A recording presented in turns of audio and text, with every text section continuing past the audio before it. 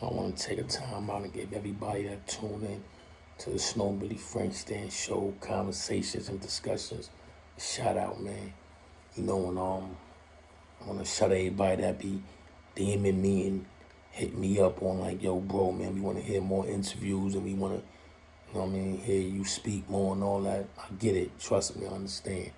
You know what I mean? And a lot of times I be busy, man. I be busy with a lot of shit, so it takes away from me being able to talk to the peoples and give them certain things that they might not hear from other people. You know what I'm saying? Because you already know, like, I'm gonna give it up raw and real, man, to whoever, however, no matter how the situation go. You know what I'm saying? So just wanna shout everybody out that be tuning in, man, And I got a lot of things coming, man, from this whole Snow Billy Frank Stan show, Told y'all before, man, I got the game. I got the game show that I'm putting together right now. Let me give y'all a little look, a little peek, man. I don't know if I'm able to turn this thing around. But let me give y'all a little peek, you know what I'm saying, on the game. The hot dogs.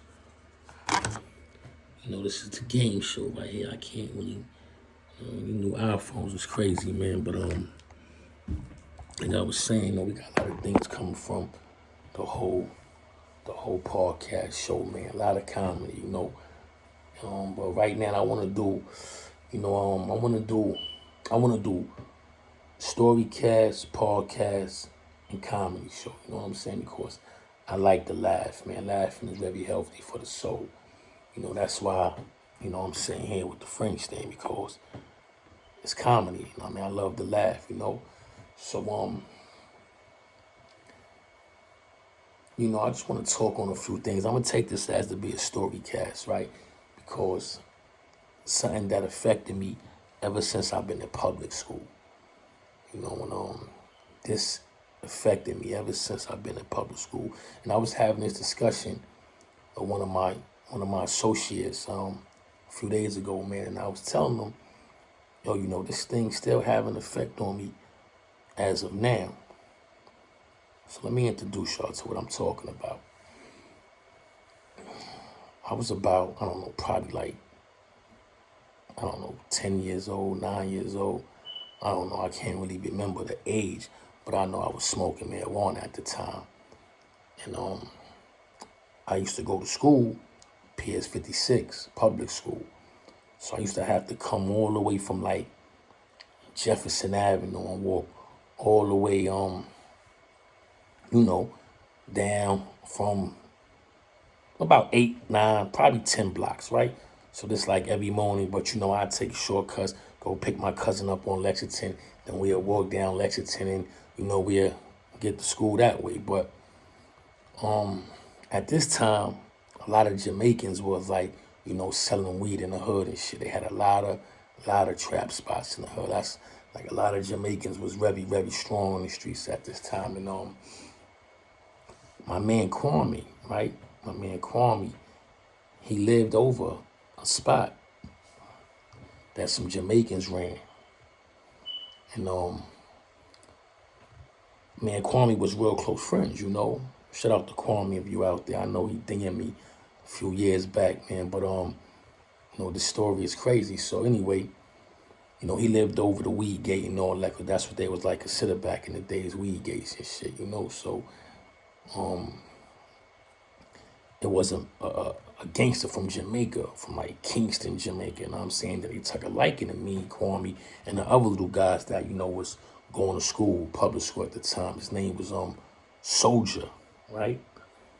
Tall Jamaican, real one of them real bad men from Kingston, somewhere, Tivoli Gardens, somewhere, right? Dreads all in a big leather Jamaican hat and everything, and just one of them real gangster Jamaicans. At this time, I'm still a little boy, But I'm in public school.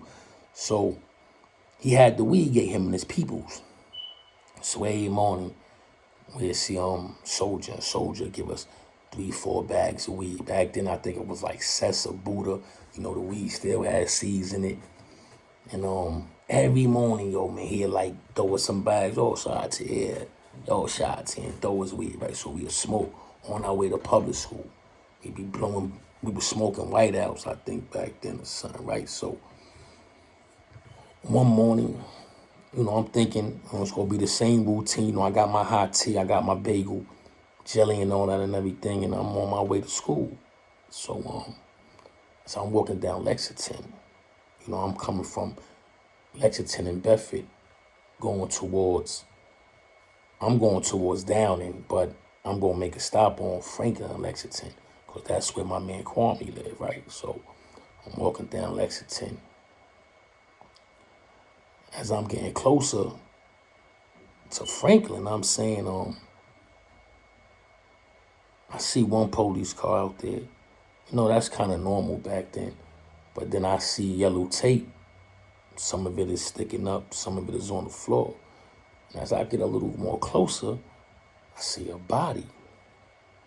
I see a long body. Sheet is halfway on him. So as I'm getting closer, I'm looking, I see the hat. So the hat is still on him, but it's lopsided. I'll tell you why it's lopsided later on. But so I'm like, yo, what the, you know what I'm saying? So now I'm rushing. As I get on Franklin, I'm looking, a few people was around, because it's a corner store over there. So it's Soldier, stretched out like a newborn baby, man. Stretched, cold out, man. He was stretched out, I guess from the reports and everything he had, I guess the Jamaicans had shot him in the head or something, because, yeah, he got shot in the head. That's what they were saying. He had the big dreads and shit. So, and that big hat, they used to wear these big Jamaican hats back then, like, and all the dreads being there. So, his hat was like halfway on, but halfway off, I guess from the pressure of the bullet. It was not a big caliber, I'm saying. It was a 2.5, that's what the reports were saying. But, it's still powerful up close, enough to at least tip your leather crown, your leather hat, whatever the Jamaicans called them hats back then. But it was Soldier stretched out. So I'm looking, I'm like, damn, I wasn't like really, it wasn't strange to me, what I'm saying, to not see somebody dead. But I'm like, yo, this Soldier, I see him every morning, he give me bud, right? So anyway, Kwame come downstairs, he like, yo, like, yeah, he got killed. I guess Soldier must have got killed like 5 in the morning, 4 in the morning. But he must have been beefing with his crew, because he had opened up a weed gate across the street, because that shit was just a closed store on Lexington and Franklin for a while. So he must have opened that up, whatever beef, him and his crew had. And I guess it wasn't open a whole day, man. And Soldier was dead, man. Like, and to this day, that shit still, like, kind of affect me, man, because that was someone that even though I was young, and, that was, like, the first, like, real Jamaican nigga I ran into, and, was really on some bad Kingston shit. And then for, like, me just get killed like that, like, that shit, like, still bothering me to this day, man. But R.P. Soldier, man. Shout out all Soldier family back in Kingston and all that. But some serious shit, man. So, it's like certain things that I be, want to discuss, and I will discuss, some of the things I've been through in life and things I've done in life. We're going to get to it. We're going to talk about it, man, because I know I have a few people that want to hear me speak and like to hear me speak. And if I could give some knowledge, I'd like to do that as well. But, I'm going to make this about a good, I don't know how long. All right.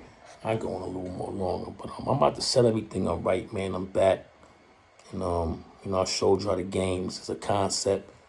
It's called Find a Frankhead. It's going to be for sale. And it's a game you can play at barbecues, parties, birthdays, cookouts, everywhere, man. This is a 3-person game, the referee and 2 players. And it's dope, man. And, when I drop it, I'm going to have it being played at the Frank stand, man. So tune in. Name of the game. Welcome to Snow Billy, Hot Dog World. Find a Frankhead, man. I'm going to have it ready for y'all, too, man. But it's just a little story I wanted to fill y'all in on, man. Because I just had a discussion about my bro Soldier, man. We're all Peter Soldier, man. He gave me bud every morning going to school, man. Yeah.